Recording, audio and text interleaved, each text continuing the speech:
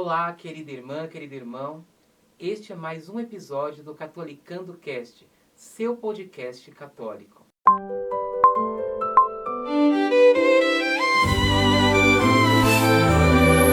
Catolicando Cast, seu podcast católico. Catolicando Cast.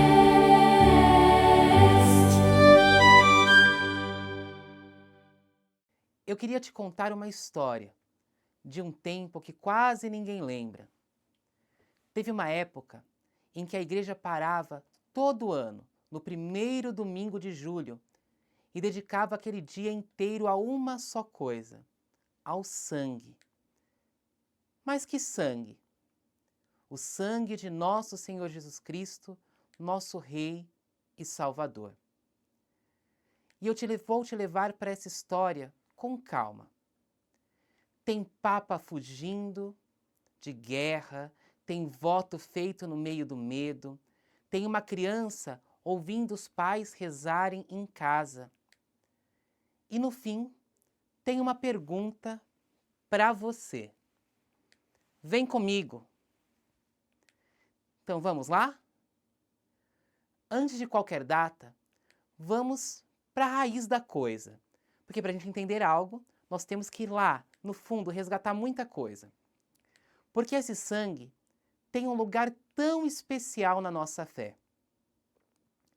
São Pedro escreve sem rodeio nenhum. Diz que fomos resgatados, não com ouro nem com prata, mas com o sangue precioso de Cristo, como de um cordeiro sem defeito. A carta aos Hebreus vai ainda mais fundo. Diz que sem o derramamento de sangue não existe remissão de pecado. No Antigo Testamento, o sangue do cordeiro selava a aliança. Moisés aspergia o povo e dizia: "Este é o sangue da aliança." Jesus pega essa mesma imagem na última ceia e diz aos discípulos: "Este é o meu sangue derramado por vós." Não é apenas uma imagem bonita, é o coração do Evangelho. Agora, nós vamos entrar em um personagem. Início do século XIX, na Itália, um padre chamado Gaspar del Bufalo. Com o tempo, ele vai ficar conhecido como o apóstolo do preciosíssimo sangue. Foi ele que empregou essa devoção com mais força, viajando, insistindo do jeito que só se faz um apaixonado. E aqui nós precisamos entender essa paixão por Cristo, essa paixão pelo sangue de nosso Senhor Jesus Cristo. Pensa aí, se você já se apaixonou alguma vez na sua vida.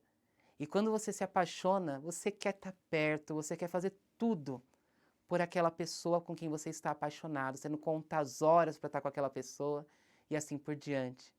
E ele vai dedicar a sua vida também a esta devoção. Então ele chegou a fundar uma congregação inteira em torno disso. Os missionários do preciosíssimo sangue. Mas essa devoção já vinha antes dele, muito antes, na verdade. Já existia em círculos menores, em algumas dioceses, de forma mais silenciosa. Um dos papas anteriores, Bento XIV, tinha até mandado compor uma missa em um ofício próprio, né? Essa missa com ofícios próprios. Assim como nós temos a missa de Corpus Christi e tantas missas que a gente tem votivas e tudo mais, tinha-se uma missa com um ofício próprio relacionado ao sangue, em honra ao sangue do nosso Salvador, em honra ao sangue do Salvador. Então, Gaspar, ele vai ser esse apóstolo do preciosíssimo sangue, mas ele não inventa a devoção. Ele dá corpo a algo que já pulsava, baixinho, no coração da igreja. Então, em 1849, há um ano de guerra. E aqui chega o momento que muda tudo, muda muita coisa. Então, neste ano de 1849, a Itália está em guerra, no meio da luta pela independência. E o Papa Pio IX precisa, então, fugir de Roma. Ele vai para uma cidade chamada Gaeta, no exílio, e leva com ele um padre daquela congregação de Gaspar del Búfalo, um certo Giovanni Merlini. Ali, longe de casa, com a guerra ainda em fúria, e esses períodos de guerra a gente sabe o quanto é difícil, o quanto mexe com a estrutura toda do entorno. Mas, diante de grandes males, por, digamos assim, o exercício mal vivido da liberdade, do livre-arbítrio humano, Deus sempre vai fazer frutificar e brotar algo muito maior. Então ali, alguma coisa acontece. Merlini sugere que o Papa faça um voto, que se um dia voltasse a Roma em paz, instituiria uma festa em honra ao sangue de Cristo. E assim, Pio IX aceita. E não só aceita, ele cumpre. A guerra termina, ele volta para Roma e cumpre a palavra empenhada no exílio. Estende a festa a toda a igreja, com celebração no primeiro domingo de julho. E acho bonito pensar nisso. Uma festa que nasce de um voto feito no medo, quando parece que não tem mais chão para pisar e nem horizonte à frente. Mas que apesar de toda essa dimensão do medo, há também, sempre em Deus, um grande fundo de esperança. No meio do exílio, da incerteza da guerra, e é aí que surge este momento, e que se transforma em oração de séculos. E é justamente essa história tão bonita que se faz nessa caminhada junto ao preciosíssimo sangue de Jesus. E a história continua andando. E anos depois, o Papa São Pio X reorganiza o calendário litúrgico e fixa de vez essa celebração. Ela deixa de mudar todo ano, data todo ano, porque primeiro domingo de julho, como a gente sabe, cada ano vai cair num dia. Então ela vai para um dia certo, em específico, dia 1º de julho. Então podemos dizer que ela abre o mês de julho. Então podemos dizer que dedicamos o mês de julho ao preciosíssimo sangue de Cristo. Mas, décadas mais tarde, outro passo com outro Papa. O Papa Pio XI, lembrando os 19 séculos da redenção, eleva ainda mais essa festa. Ela passa a ter a categoria litúrgica mais alta que existe naquele tempo. Paramento vermelho, solenidade máxima.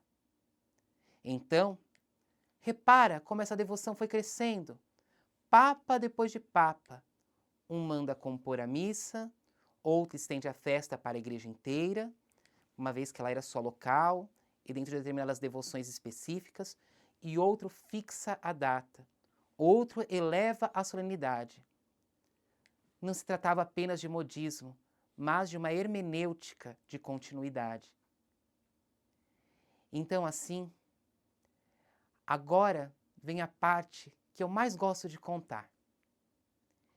Em 1960, véspera daquela festa, o Papa João XXIII escreve uma carta chamada Inde a Primis, toda dedicada ao culto do preciosíssimo sangue. E ali, ele faz algo raro para um documento da igreja. Ele conta uma lembrança pessoal. E realmente os documentos da igreja, eles tendem a ser mais, não digo genéricos, mas eles são mais gerais, generalistas. Pouco se coloca da figura de quem escreve ali. Em todas as encíclicas dos papas, os temas são mais reflexões teológicas, sociológicas, também antropológicas. Então esse mix, mas dificilmente se coloca um testemunho mais pessoal. Mas ali o Papa ele vai dar um testemunho, uma lembrança pessoal muito bonita. Escreve que essa devoção foi plantada nele desde a infância e que lembra com emoção os próprios pais rezando a ladainha do preciosíssimo sangue. Por isso, no início do vídeo, eu falava do menino que via os pais rezando. E esse menino se torna esse Papa maravilhoso da Igreja. E ele via os seus pais rezando com emoção essa ladainha do preciosíssimo sangue. E sempre em casa, no mês de julho. Então, não é uma devoção de teoria, distante, de livro empoeirado, algo que deve ser deixado para trás. Não. É uma devoção de casa, simples, de família reunida, de terço puxado depois do jantar. É uma devoção que transforma vidas, é uma devoção que nos leva a compreender o sacrifício redentor de nosso Senhor Jesus Cristo no madeiro da cruz. E leva algo tão terno para nós, a lembrança do período mais doce que pelo menos a maioria das pessoas deveriam ter. Infelizmente, a gente sabe que nem todos têm uma infância também tão boa, tão tranquila, mas é o momento da maior alegria, né? Da fantasia, das descobertas da vida e das memórias mais ternas e doces.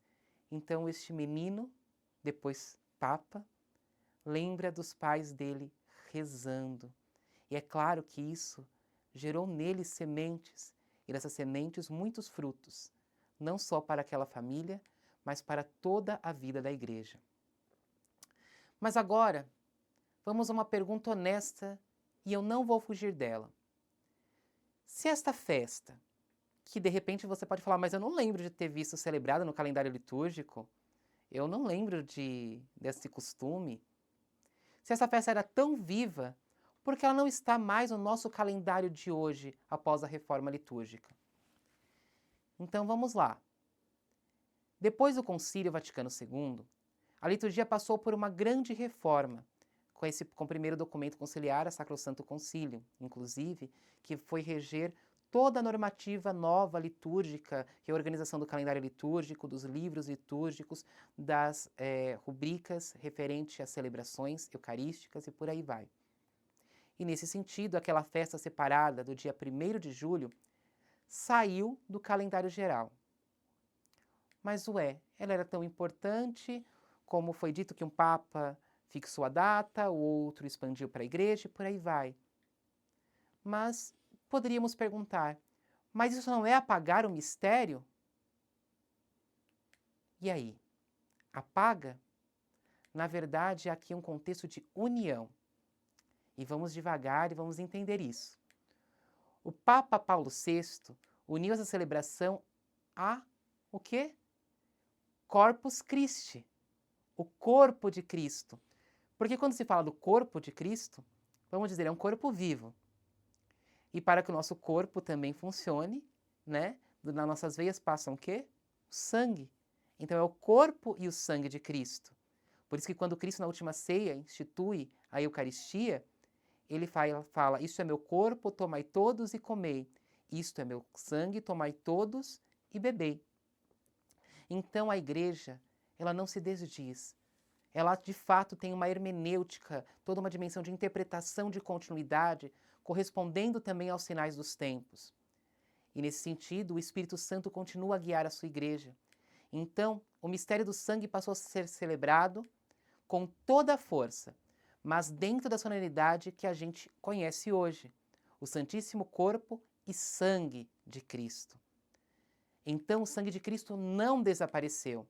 Ele foi reunido, concentrado em uma outra festa, que a gente celebra até hoje com a mesma fé, com a mesma devoção. E ainda existe uma missa própria, votiva, isso não anula, tá? Em honra a esse mistério, que pode ser rezada especialmente no mês de julho. Ou seja, a continuação dessa devoção ainda é viva. E o interessante é que essa memória não se perdeu nos arquivos. Anos depois, o Papa Bento XVI voltou a falar disso num domingo de julho. E o que o Papa Bento XVI vai dizer? Ele disse que aquele primeiro domingo, antigamente, era marcado por essa devoção. e lembrou com carinho da carta que João 23 tinha escrito décadas antes. Quase 50 anos depois daquela carta, outro Papa, ainda ensinando o povo sobre o mesmo mistério. Esse mistério de amor, de entrega, de devoção ao sangue do Senhor. O sangue que nos lava, o sangue que nos redime, o sangue que nos purifica, o sangue que nos fortalece, o sangue que nos eleva, o sangue que reestabelece no amor e na graça a aliança que outrora havia sido perdida. A devoção não morreu. Ela só mudou de lugar no calendário. Mas, tendo todo este contexto, esse aporte histórico, a gente pode se questionar, tá, legal, padre, mas o que isso tem a ver comigo? O que isso diz para mim? O que muda na minha vida, né? Eu contei essa história inteira para vocês, com nome, com data, mas eu não quero que ela fique só na história, porque atrás de cada gesto tinha gente com fé, viva, verdadeira, atuante. Um papa exilado, fazendo um voto no meio daquele medo todo da guerra. Uma criança ouvindo os pais rezarem, uma casa simples, sem imaginar que um dia aquele menino que rezava a ladainha com os pais, que via os pais rezarem, ia se tornar o grande Papa. E também para nós santos, São João 23. Isso me leva de volta para uma pergunta bem direta. E aí entra para nós o que eu perguntava. O que isso diz para mim hoje? Quando foi a última vez que você parou para pensar no valor daquele sangue? Quando foi a última vez que você parou para pensar o quanto vale a sua vida? E para saber quanto vale a sua vida, você tem que saber quanto vale o sangue derramado pela sua vida, pela minha vida, pela vida de cada um de nós, por Cristo no madeiro da Santa Cruz. Quanto vale? E a gente precisa entender tudo isso não como uma imagem bonita, desenhada, pintada nos presbitérios, colocada nos vitrais, feitas por artistas plásticos e tudo mais. Mas pensar de fato, como preço pago de verdade por você. São Pedro chama esse sangue precioso.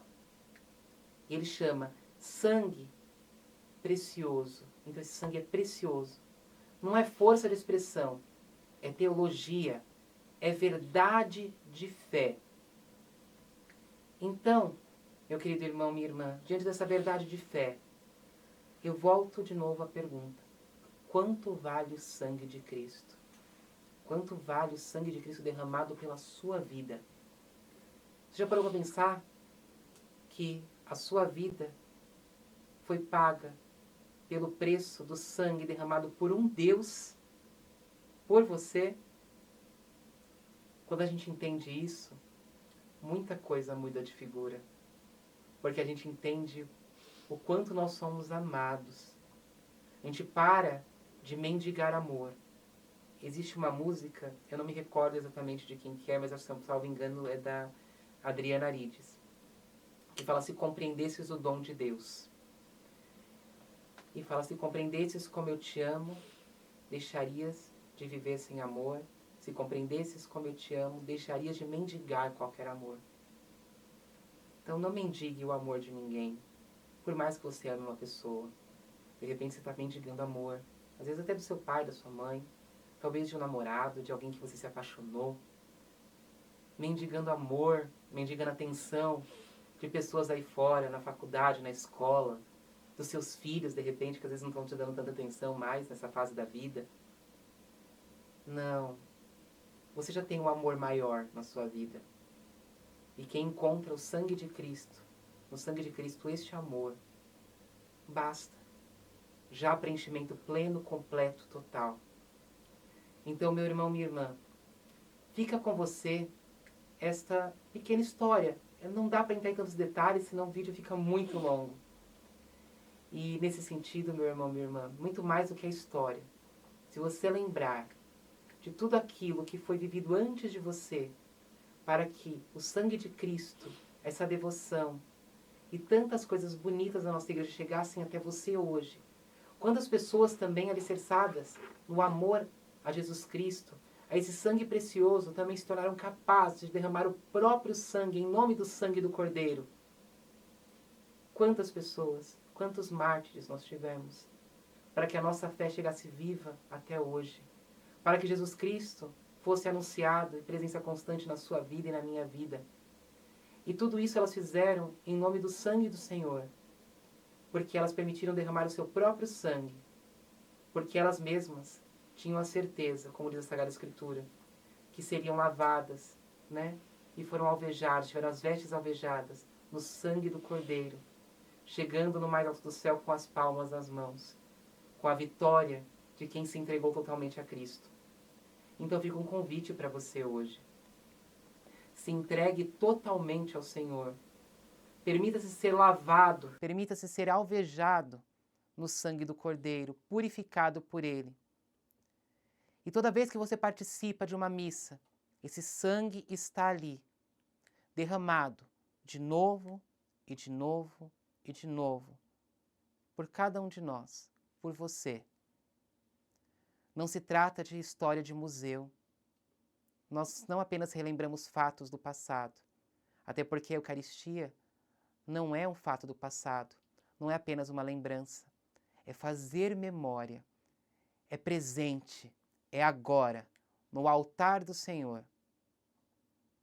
Então, meu irmão, minha irmã, eu sou o Padre Marcos e essa história faz parte da nossa igreja, que nós possamos amar cada vez mais e nos enriquecer cada vez mais com os ensinamentos da Santa Mãe Igreja e tudo aquilo que ela quer para nós, que é o quê? Nos conduzir ao Senhor, fazer com que nós possamos encontrar nele o caminho, a verdade e a vida, sermos santos, irmos até a pátria celeste. E meu irmão, minha irmã, este é mais um episódio do Catolicando Cast, seu podcast católico. E agora eu vou dar a bênção para vocês, né? A bênção de Deus. O Senhor esteja convosco, Ele está no meio de nós. Abençoe-vos Deus Todo-Poderoso, Pai, Filho e Espírito Santo. Amém. Que nossa Mãe Santíssima possa também cobri-lo com seu manto.